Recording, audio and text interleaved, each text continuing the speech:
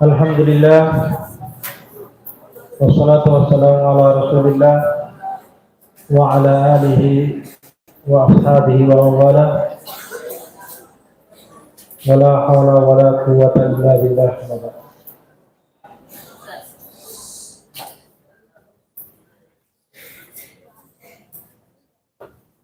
Alhamdulillah, mari kita memanjatkan rasa syukur kita kepada Allah Subhanahu wa taala.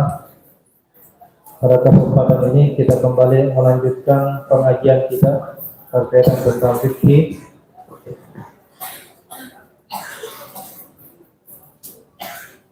Pada minggu lalu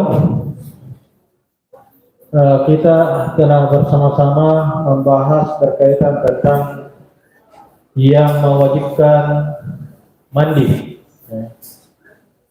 Ada 6 hal yang mewajibkan sehingga kita wajib mandi.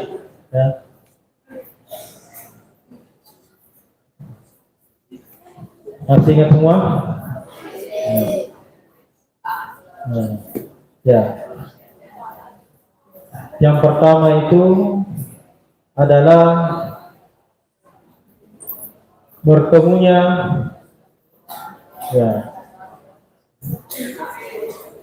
dua al-khitanain, dua yang telah disunat, ini si bacok dan si recet. Yang kedua, keluarnya air mani. Dan yang ketiga adalah orang yang meninggal atau jenazah, itu wajib dimandikan. Selanjutnya yang ketiga, keempat,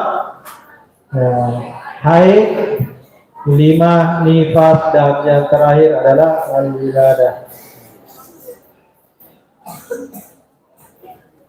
Tentu kalian juga sudah mencatat apa-apa saja fardunya mandi itu. Pertama itu adalah niat. Kita review dulu ya, niat.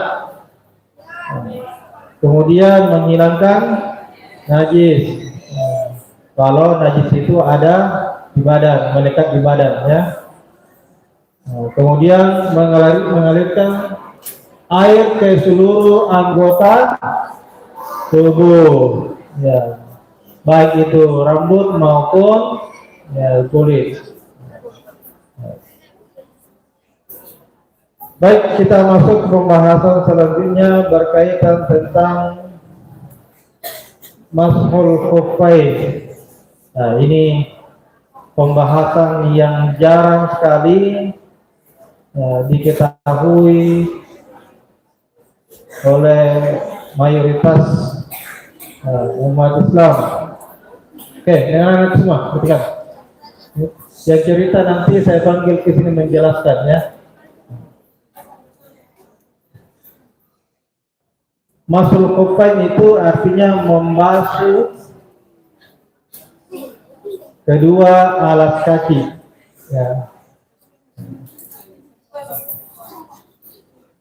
Faslun, suatu pembahasan.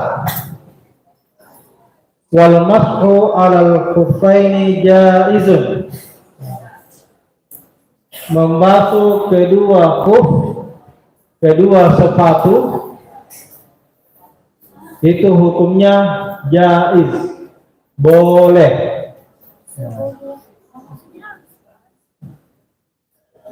Kapan membasuh kedua sepatu ini dilakukan? Jadi ini ceritanya anak-anakku semua. Mashul khuffain ini adalah ketika kita ingin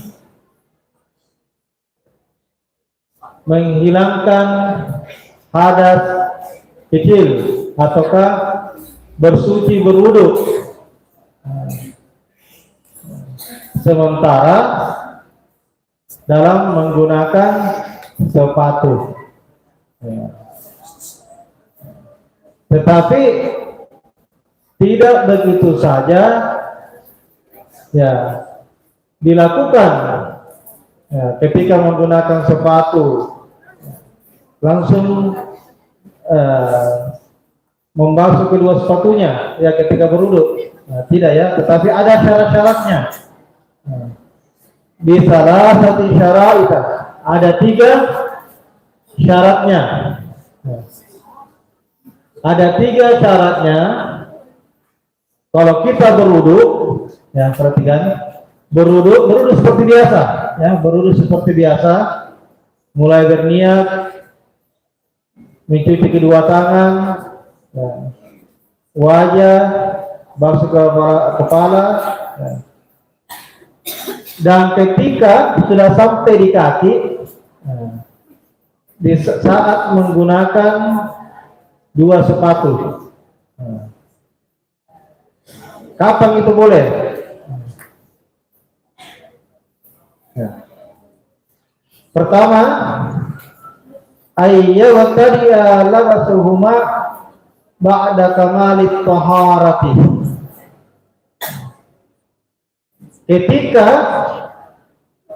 seseorang itu telah menggunakan kedua sepatunya itu dalam keadaan sudah bersuci sebelumnya.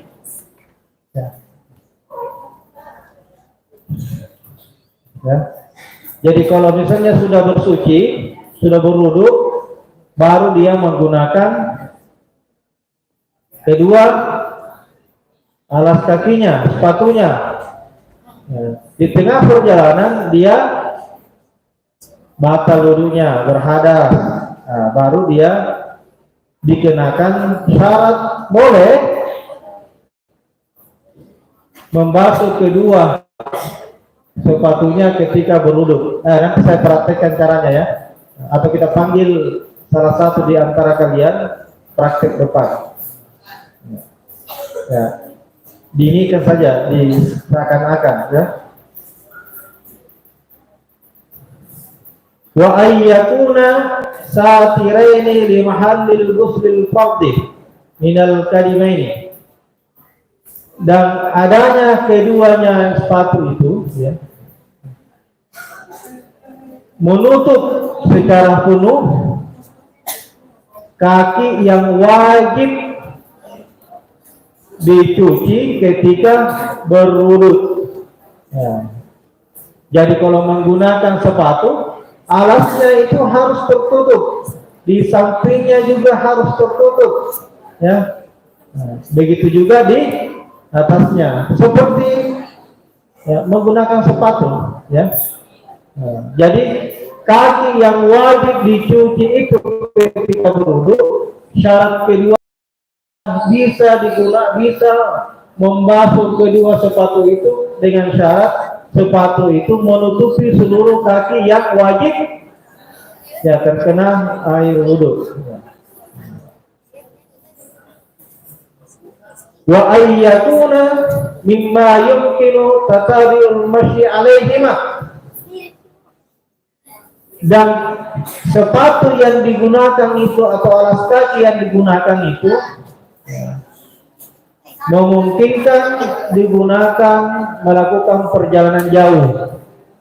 Ya. Jadi bukan hanya sekedar misalnya seperti umpamanya kan kantong plastik. Ini. Nanti panggil ya praktek itu. Kantong plastik umpamanya itu kan tertutup semua, kaki kan? Kaki itu tertutup kalau ditutup pakai itu. Tetapi tidak memungkinkan dipakai untuk melakukan perjalanan jauh, maka itu tidak memasuki tidak masuk salah satu syarat bolehnya membasuh ya sepatu ketika berwudu. Ya, nanti kita jelaskan secara tertulis ini. Wa yamsahu al-muqim yawman wa lailah. Ya. Syarat selanjutnya, syarat keempat itu adalah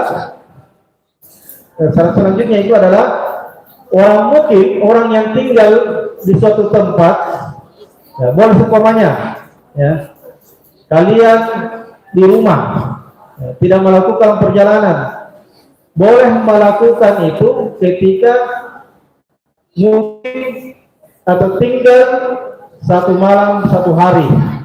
Ya, misalnya menggunakan sepatu 1 malam 1 hari. Ya, semalam sehari ya, siang malam digunakan sepatunya, tidak pernah dilepas. Ya, maka boleh dia ketika berwudu hanya membasuh sepatunya. Nanti saya kasih tahu tata caranya. Ya. Kita sebutkan dulu syarat-syaratnya, baru tata caranya. Wal musafir, adapun orang yang melakukan perjalanan, ya, melakukan perjalanan itu, dia boleh melakukan ini, masul khuffain, salah satu ayyam bilayalihinna. Ketika dia melakukan perjalanan selama 3 hari, ya, 3 malam 3 hari.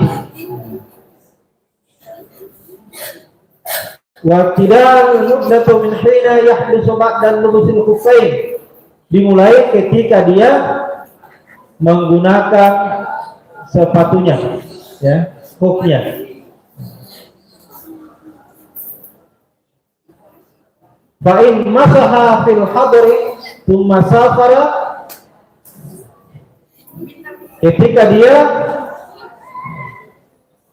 membasuh pada waktu itu kemudian melakukan perjalanan, masaha fis safari, ataukah dia membasuh sepatunya ketika dalam perjalanan, thumma aqama atau masul mukim. Oke, jadi begini anak semua, saya jelaskan.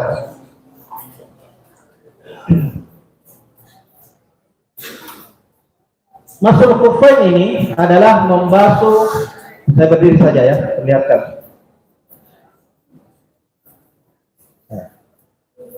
Masul khuffain ini adalah tata cara berwudu tetapi menggunakan sepatu.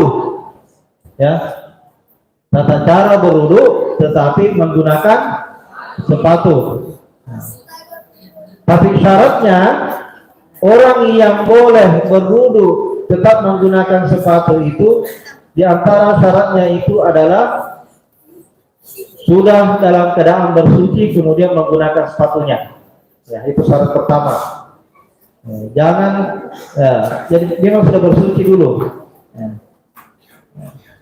Kemudian mungkin di tengah perjalanan, ya, batal wudunya. Nah, boleh dia berwudu kemudian, ya, membasuh kedua sepatunya. Nanti saya cara-caranya. Ya. Kemudian yang kedua, sepatu yang digunakan itu harus menutupi kaki ketika kita berwudu itu terkena air. Yang mana itu? Ya, ini, ya, sampai di mata kaki. Ya, ini semua, ini ke bawah ini harus tertutup. Ya, harus tertutup, baik di alasnya, sampingnya, atasnya. Ya. Baru bisa terkena syarat ketika berwudu hanya dibasuh. Ya. Kemudian yang ketiga, apa? Boleh, ya, orang yang tinggal mungkin di tempat itu boleh dia menggunakan membasuh kedua sepatunya ketika berwudu, ketika dia 1 malam 1 hari tidak melepaskan sepatunya. Ya, orang mungkin di tempat, ya, artinya penduduk setempat. Tetapi kalau orang melakukan perjalanan jauh, itu syaratnya harus 3 hari 3 malam. Oke, begini syarat caranya. Ya, berwudu seperti biasa. Ya, berwudu seperti biasa. Nawaitul wudu ala rabbil hadasi. Ya, cuci tangan, berkumur, membasuh muka, kedua tangan, kepala. Ya, telinga. Nah, ketika sampai di kaki, ketika kita menggunakan sepatu, hanya dibasuh atasnya, begini. Ya, dibasuh di atasnya. Pakai air, dibasuh saja begini. 1, 2, 3. Satu lagi. Ya. Nah, baru sudah bisa sholat. Ya. Sholatnya pakai sepatu. Ya. Tetapi jangan dalam masjid. Ini kan perjalanan. Nah, kalau dalam masjid, ya harus dilepas. Berarti tidak bolehlah harus berduduk seperti biasa. Ini kalau orang dalam perjalanan itu, misalnya kan, ya itu kan biasa tidak singgah di masjid. Sekarang kan masjid banyak. Ya dulu mungkin tidak ada ya. Jadi mungkin sholat di pinggir jalan. Jadi tidak dilepas sepatunya. Berduduknya seperti itu.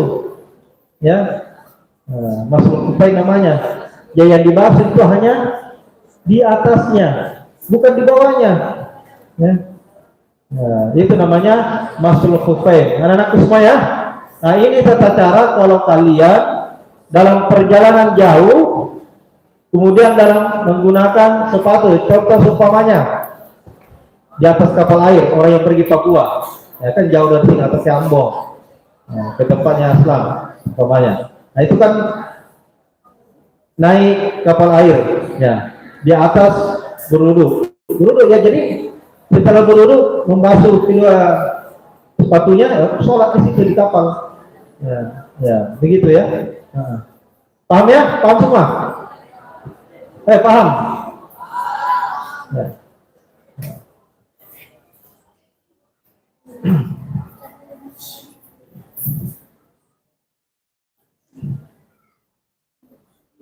Wa yadkhulul mashu bi salasati asya. Kemudian yang membatalkan ya, untuk melakukan masul kufain itu membasuh kedua sepatu itu khuf yang tidak boleh dilakukan batal ya. Bi khal'ihima, kalau melepas sepatunya. Ya, kalau dia lepas salah satunya saja dilepas sepatunya, berarti tidak dikenakan syarat atau tidak boleh lagi berduduk dengan cara masul kufain kalau dilepas sepatunya. Jadi sepatu itu harus tetap melekat di kaki. Ya.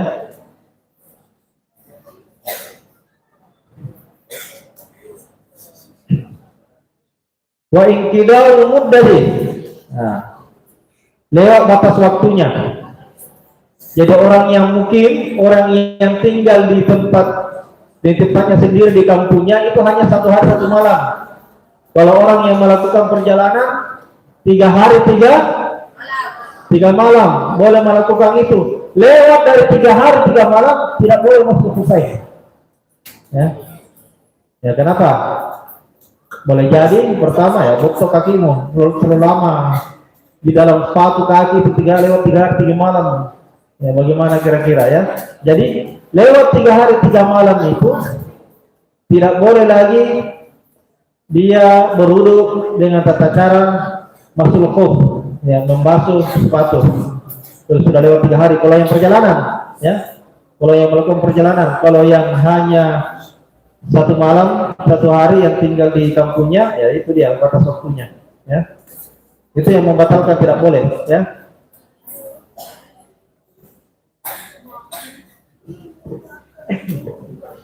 Dan yang ketiga, ya, syarat yang membatalkan adalah wama yujabul ghusl, apa yang mewajibkan seseorang mandi.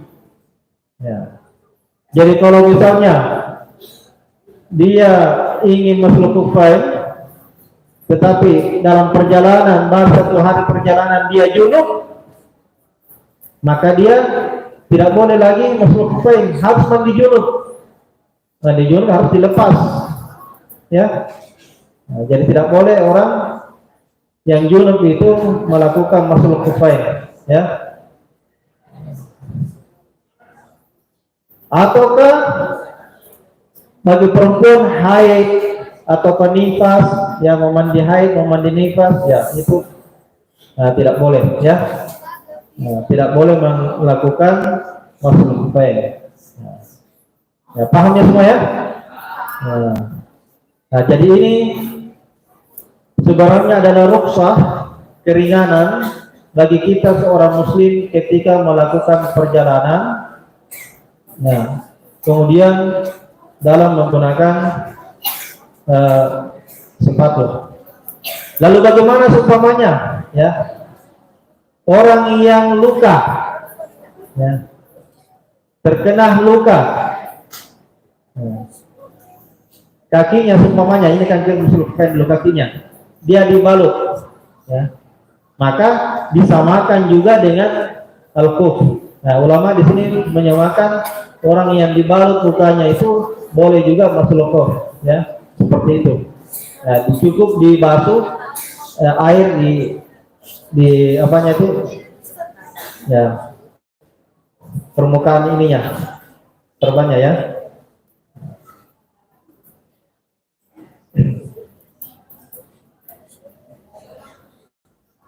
Oke, sudah ya, paham semua. Oke, selanjutnya kita masuk ke pembahasan tentang tayamum. Nah, ini. Apa itu tayamum?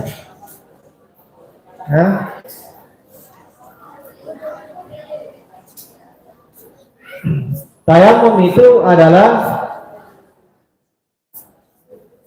bersuci menggunakan tanah sebagai pengganti wudhu, ataukah mandi besar, tapi dengan syarat-syarat khusus, ada syaratnya, ya. Oke. Wa syara'itut tayammumi khamsatu asya. Ada 5 syaratnya orang boleh tayamum. Nah, kelas 1. Apa itu tayamum? Ya. Yaitu wujudul usri bi safarin aw maradin. Adanya uzur. Ya. Tahu uzur? Adanya sesuatu yang menghalangi, ya. Contoh seperti bisafarin, dalam perjalanan. Nah, dalam perjalanan, orang kalau dalam perjalanan kemudian masuk waktu sholat, ya, tidak mungkin lagi mencari air. Ya, dulu kan susah cari air, ya. Nah, maka diberikan keringanan dengan cara bertayamum. Tayamum. Ya, jadi yang pertama itu yang boleh bertayamum itu adalah orang yang melakukan perjalanan ketika masuk waktu sholat. Nah, harus masuk waktu sholat, ya. Kalau belum masuk waktu sholat, jangan dulu, ya. Usahakan cari air dulu. Maradin, atau karena sakit. Ya, ada orang itu sakit tidak boleh kena air, ya. Kalau kena air semakin parah penyakitnya, maka boleh tayamum. Nah, contoh umpamanya demam tinggi. Ya, demam tinggi kan kalau biasa kalau kena air tambah sakit, ataukah punya luka yang tidak boleh kena air. Nah, ya, cacar tidak boleh kena air, itu tambah banyak. Nah, maka bertayamum.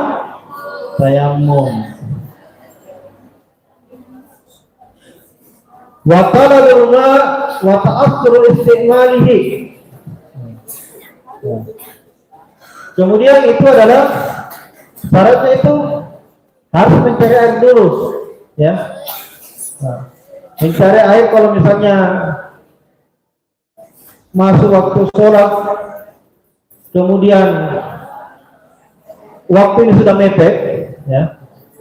Nah, itu boleh langsung tayamum. Tetapi kalau masih ada waktu sedikit, maka boleh harus mencari air dulu sekitarnya. Jarak-jarak berapa? 1 kilo lah. Nah, kalau tidak ada, harus tayamum. Ataukah wa ta'assur istimalihi, atau karena punya usul menggunakannya, seumpamanya, kalian dalam perjalanan, ataukah misalnya di rumah saja, tapi ini musim kemarau, susah air. Ada air, tetapi khusus untuk dipakai memasak, dipakai minum. Ya, kalau dipakai berwudu, wah, tidak ada persediaan, habis nanti. maka boleh tayamum, ya. Itu dalam keadaan uzur, ada apa namanya? Ada kendala lah, ya. Atau kamu punya air, tetapi digunakan untuk punya binatang ternak seperti sapi, ya, punya ternak sapi. Kalau kamu pakai berwudu itu, maka sapi itu akan kehausan, bisa mati. Maka ya boleh tayamum. Ya, jadi tidak selamanya itu tayamum ketika tidak ada air. Ya. Tetapi tayamum itu boleh saja dilakukan ketika ada air, tetapi air itu digunakan kepada hal yang lebih penting. Ya. Apalagi musim kemarau sekarang saat ini, ya. Ya. Di luar itu susah air, susah sekali. Alhamdulillah kita di pondok ini banyak air. Ya. Sumur 3 banyak airnya. Kalau di luar itu orang sekarang beli air. Ya, beli air pakai tangki itu. Saking susahnya, ya. Nah, jadi kalau ada air, tetapi air itu digunakan, hanya bisa digunakan untuk memasak, minum, maka boleh tayamum. Kemudian wattura'ut tahir alladzi gubbar. Nah, kemudian tanah itu adalah tanah yang suci, tahir, ya, bersih, ya. Jangan sampai, ya, tai sapi yang kering menjadi halus. Kering kan gampang itu kita sapi halus. Nah, kau kira itu tanah, padahal ini, ya, itu tidak boleh. Ya.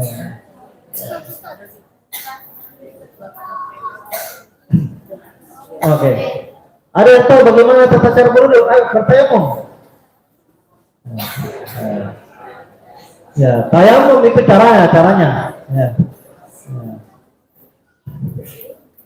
Ya. Saya sebutkan. Pertama, an-niyat. Harus berniat, ya, harus niat dulu. Ya. Jadi apapun yang ingin kita lakukan itu harus niat, apalagi mau bertayamum, ya. Nawaitu tayammuma, nah, listibahati salati, ya. Saya berniat tayamum untuk, ya, salat, membolehkan salat, ya. Wa mashul wajhi wa mashul yadaini ma'al mirfaqaini. Nah, menyapu, bukan membasuh, ya, menyapu kedua wajah dan kedua tangan sampai kedua siku. Nah, begini caranya. Nah, terutama kelas 1 ini, ya. Kelas 1, bagaimana tayamum? Ya. Anggap di sini ada tanah, ada debu, turap, ada debu. Maka caranya ini dengan tangan, pegang. Nah, letakkan dalam, ya. Kemudian apa? Nah, ada yang begini kan, kalau banyak tanahnya, banyak bisa melengkek, ya, diginikan supaya tertinggal debunya. Tapi kalau tidak ada, ya, dirasa cuma begini, nah langsung saja, ya, langsung buka. Ya, ini berniat dulu. Nawaitu tayammum li istibahati shalah. Kemudian langsung buka. Ada dua cara. Ada yang pertama tidak langsung menyambung muka begini, ada kan langsung begini. Setelah muka dia langsung sambung ini tangan, ya. Nah, ada juga dua kali. Ya, pertama muka, satu, kemudian kedua tangan, ya. Nah, ya, Sampai siku, ingat sampai siku. Ya. Nah, gini. Ya, sudah selesai. Nah, simpel kan kalau tayamum? Nah, gampang. Nah, tetapi dengan syarat itu tadi, ya, dalam perjalanan ataukah dalam keadaan sakit. Yang ketiga apa? Susah air. Ya, susah air. Ya. Kalau susah air, ya boleh tayamum. Ya, sudah tahu. Nah, coba saya panggil ini nih, coba sini. Praktek sini yang buka sokok. Ya, praktek tayamum dulu saya lihat. Ya. Mari semoga. Kakak. Nah. Ayo kakak, coba. Jari. Lupa baru saya praktekkan. Coba. Praktekkan dulu tayamum. Nah, anggap sini di dinding ada debu, silakan. Nah, silakan, ya. Mungkin saya memberatkan temanmu, ya. Terus. Nah, terus. Itu kalau banyak tanahnya, misalnya di bawah, ya, banyak tanah. Nah, biasa banyak melingkar, ya, diginikan. Tapi kalau tidak ada aja langsung. Nah, coba. Lupai. Aduh. Kelas berapa? Kelas 2 lagi. La ilaha illallah. Ayo siapa kelas sini? Ayo. Rayan. Coba. Jangan sampai kalah sama dia, ya. Coba Rayan. Bagaimana? Praktekkan tayamum dulu. Ya, menghadap ke sana, ya. Ya, oke. Ingat ya, ini seluruh wajah. Ya, ini kalau sudah ini harus kena semua kayak wudu, ya, kena semua ini sampai semua wajah yang nampak zahir, yang nampak harus kena begini. Jangan cuma depan sini. Ya, begini semua ya. Nah, gini, ya. Oke, ya, ingat sampai siku. Oke, sudah paham? Sudah, coba. Ya. Nah, oke, coba praktek. Nanti kita panggil kelas 3 juga ya. Nah, coba. Nah, ini tadi seluruh wajah, ya. Usahakan seluruh sampai sini, sampai dagu, ya. Ini tulang pipi. Ini batasnya harus kena semua sini. Jangan cuma di depan, ya. Nah, gini ya. Nah. Oh ya. Oke, coba saya panggil Rizky. Ayo.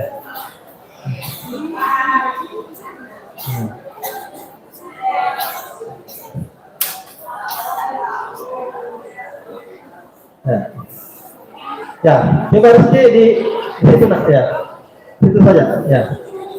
Coba di situ saja. Ya. Silakan.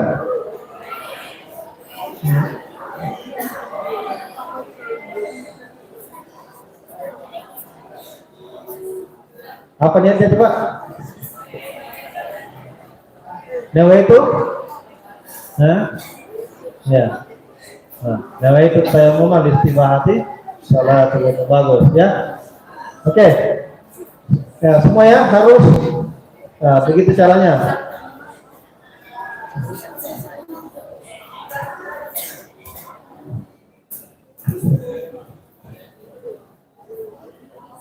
Wat tertib, jadi harus tertib juga. Ya, jadi jangan sampai duluan tangan daripada wajah. Ya, jadi kalau tayamum itu hanya 2 yang dibasuh, ya, wajah dengan tangan sampai siku. Nah, jangan terbalik, tangan baru wajah dulu. Ya, tidak boleh ya, tertib. Jadi pertama niat, wajah, tangan sampai siku dan tertib. Wa sunanuhu salasatu asya. Ya. Sunah-sunahnya tayamum itu ada 3. Pertama, at-tasmiyatu. Apa tasmiyah? Apa?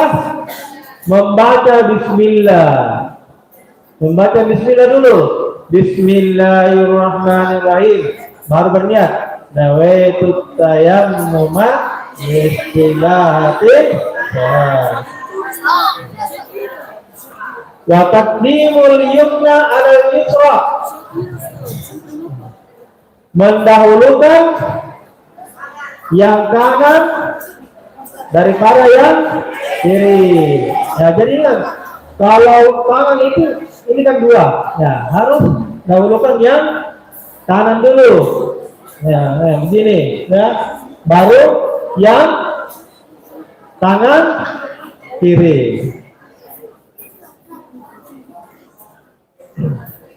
Wal mawala al mawala tuh, nah, harus semua terkena al mawala, ya terkena sini. Ya, jadi al mawala juga harus ini ya. Nah. Ya, harus dibahas semua. Nah.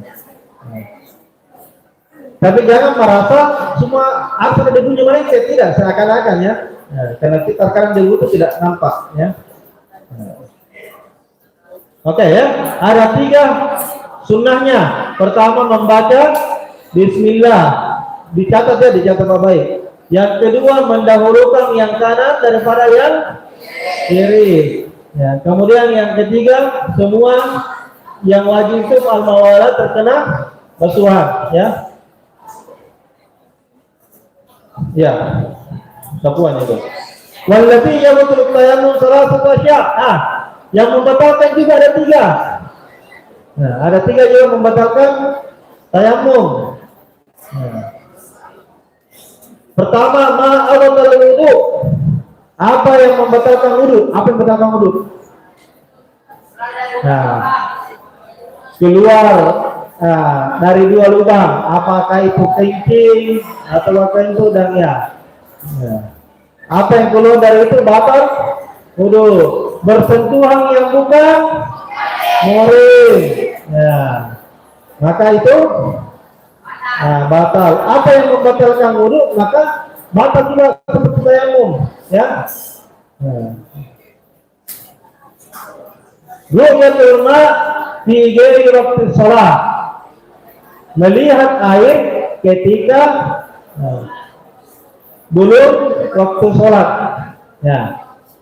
Belum masuk waktu sholat, melihat air misalnya. Ya, sudah tayammum, mau tayammum, sudah tayammum ini. Siap-siap mau sholat, tapi belum masuk waktu. Ya, tiba-tiba melihat air di danau atau air sungai, maka batal tayammumnya, harus berwudu.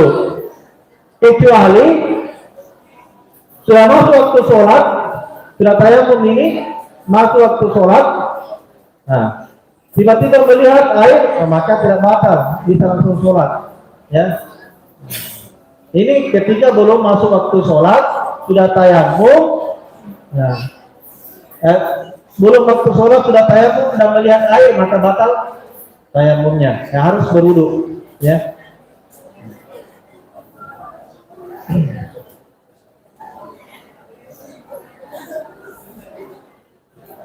Waridatu. Apa riddah?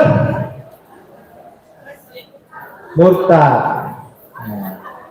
Ya, orang murtad itu ya, batal itu ya.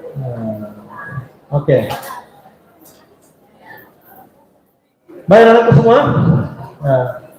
Inilah ya kita bahas pada pengajian kali ini berkaitan tentang pertama masul khuffain, ya, membasuh khuf, ya, membasuh alas kaki atau sepatu ketika dalam perjalanan, ya, berwudu, kemudian membasuh kedua alas kaki, dan yang terakhir itu tentang tayammum, ya, syarat-syarat tayammum, kemudian yang wajibnya apa, faraidnya, dan sunnah-sunnahnya, dan apa pula yang membatalkannya. Baik anak sekalian, terima kasih atas perhatiannya semua. Mari kita tutup pertemuan kita ini dengan sama-sama membaca doa kafaratul majelis. Subhanakallahumma wa bihamdik, asyhadu an la ilaha illa anta, astaghfiruka wa atubu ilaik. Wallahu waliyul muttaqin. Wassalamualaikum warahmatullahi wabarakatuh.